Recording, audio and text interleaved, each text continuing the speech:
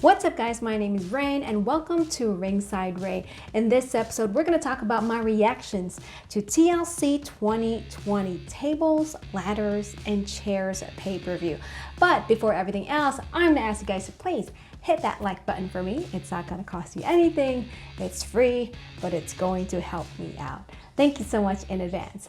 Now, where do we begin with TLC? Well, why don't we start with how it ended? And it's literally on a hot note. Randy Orton defeated the Fiend Bray Wyatt by setting him on fire. Now, going into this match, I didn't really have a pick. I didn't really care who ends up winning. All I wanted was a part 2 of RKO versus the Fiend Bray Wyatt. And in this case, I do think we're going to get a part 2 because at some point, the Fiend will come back to haunt Randy Orton to get his revenge. Now, I was a little confused as to why this was the main event of the night. Part of me thought, well, if the Firefly Inferno match ends up becoming the main event, which what ended up happening, it probably would be one of the cinematic matches that WWE had in the past few months. Like, for example, the Firefly Funhouse match between The Fiend and John Cena. However, we didn't get that. We basically got a ring surrounded by fire, which was also cool. I'm not saying the match didn't deliver. I guess where I'm coming from is that there was another match that actually I thought was better than the Firefly Inferno match. I like the close calls of Randy Orton almost losing to the Fiend Bray Wyatt. One of them was when he was sitting in the rocking chair and the Fiend, set it on fire, and Randy Orton got up at the right time. And when the Fiend locked the mandible claw, and I actually thought that was it for RKO, but in the end, Randall Keith Orton was victorious by setting the Fiend on fire. Now, moving on to one of the TLC matches of the night. And honestly, if I were to pick a favorite match, this is actually it. It's the Universal Championship match between Roman Reigns versus Kevin Owens. Now, going into this match, hands down, I knew Roman Reigns will retain his title because I strongly believe that whoever Roman Reigns ends up facing between now and WrestleMania, well, that person will just lose because I think Roman Reigns is due to lose or to get dethroned as a tribal chief come this WrestleMania. Well, props to Kevin Owens. The amount of torture that he had to endure at the hands of the tribal chief and also his cousin Jey Uso. Wow. There were a lot of moments where I thought, oh my God, are we actually going to see Owens win? It was such a close call, but you know what? No. The tribal chief, Roman Reigns, still ended up defeating Kevin Owens. But man, I'd love to see that match again because Kevin Owens went through a lot. He went through a war, basically, just to win the Universal Championship. But hey, at the end of the night, I guess, Roman Reigns is still our Universal Champion and the head of the table and our tribal chief. Now, the other TLC match of the night is the WWE Championship match between Drew McIntyre versus AJ Styles. I was right. Miz ended up cashing in his Money in the Bank contract. However, I thought it was a good thing that he cashed it in and it became a triple threat TLC match because it kind of added a little twist versus Drew McIntyre, for example, just retaining the title, and then here comes The Miz cashing in his Money in the Bank contract. There were times where I thought The Miz actually might win the WWE title. I mean, he got that close. Well, I thought AJ Styles got really close to. But if Drew McIntyre were to lose, my money, get that? My money was actually on The Miz winning.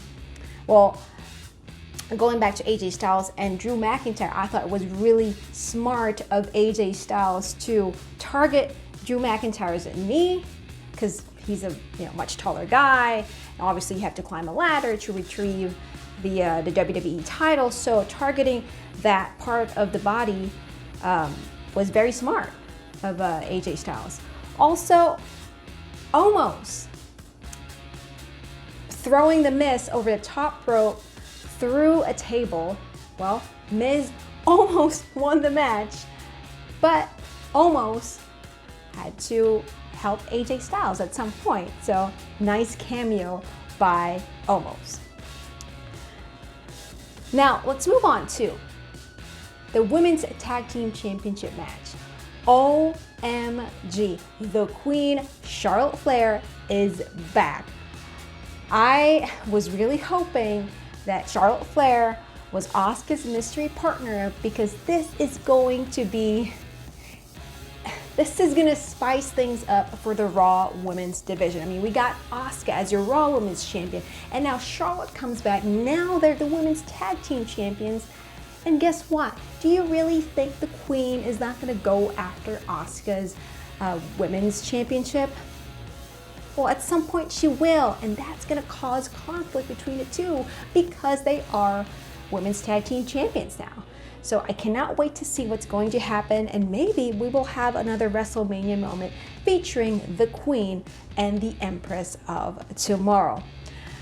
On the other hand, we also have the Raw Tag Team Championship match between The New Day versus Cedric Alexander and Shelton Benjamin of the Hurt Business. I was right, guys. The Hurt Business actually ended up winning, although I saw some seeds of conflict being planted during this match. And let me point out specifically the moment when Shelton Benjamin was getting close to basically getting the victory for his team, and Cedric Alexander tagged himself in to the match and ended up getting the victory. Well, yes, they ended up winning the Raw Tag Team Championships. However, I think that was a good moment to kind of start an inner conflict within the Hurt Business. Now, the other championship match would be the SmackDown Women's Championship match between the Boss, Sasha Banks, versus the untouchable one, Carmella. I didn't really think Carmella would win this one. I'm glad Sasha Banks ended up retaining her title, because I still want to see her, reign as a champion. And maybe Carmella would still attempt to win it. And I know in my predictions video, I do think that this rivalry, or this matchup, needs to marinate a little bit more to become something that people really anticipate. Because Carmella is a good heel, and her comeback as this whole untouchable one gimmick, I think it's really good for her. I think she's really an effective heel playing this character. Not that she wasn't before, but I think this one I think is the best Carmella as a heel that I've seen. And maybe she has more tricks that she can play, and down the line she will win the SmackDown Women's Gold from the Boss, Sasha Banks. Now, what do you guys think? Post your comments down below, and please hit like, share, and subscribe to my videos. Also, if you haven't yet, follow me on Instagram at @RingsideRain, and also you can find me here on youtube.com/RingsideRain. I'll see you guys again next time. I cannot wait to hear what you guys think about TLC.